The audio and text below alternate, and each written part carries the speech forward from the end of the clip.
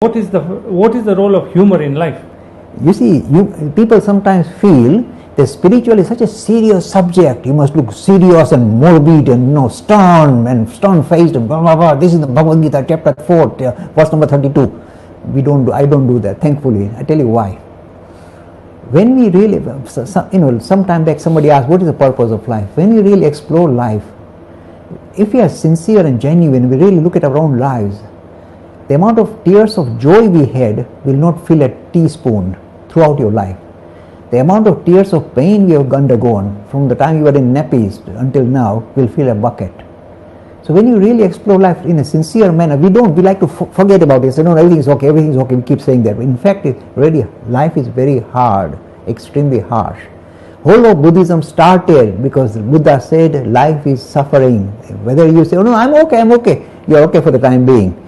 So life is full of suffering. Same with Guru Nanak, he said the same thing. Life is full of suffering, my friend. We don't want to recognize it. We think everything is okay, hunky-dory for us. But really when you explore it, it's full of suffering. And the issue is this, why are we here? We never wanted to be born. We can't give a purpose to it. So we are struggling to make sense of the world that we find ourselves in. How do we deal with it? And at the same time we're getting smacked left, right and center. How do we deal with it? How do we live with suffering is the language I'm using. It is through humor.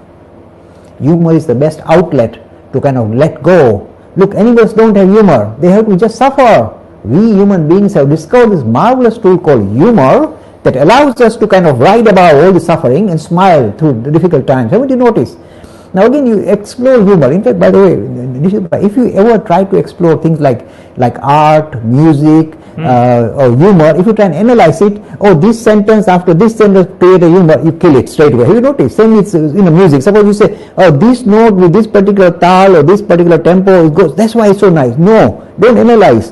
But the crux of humor is this. It tells you what a horrible situation we human beings face. Have you noticed? For example, when you see slapstick humor where somebody falls down a banana skin, we are recognizing that we are in a human frame, this physical frame, and that has a habit of toppling over and doing this thing, and we smile, ha ha ha. You see, we are recognizing our limitation as a physical being through slapstick humor. See, we are rising above the fact that we are limited. We say, okay, we laugh about it, get over it. Same, if you like, in a social situation, all the humor you see in, say, social comedies or whatever is purely looking at the human issue in a social context and how ridiculous it is.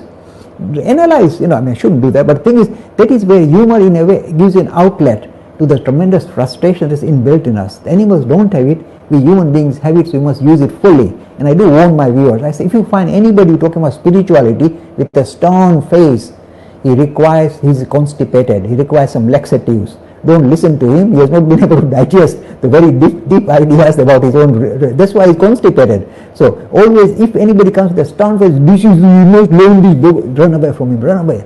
Go to a person who is able to smile about life and about spirituality too.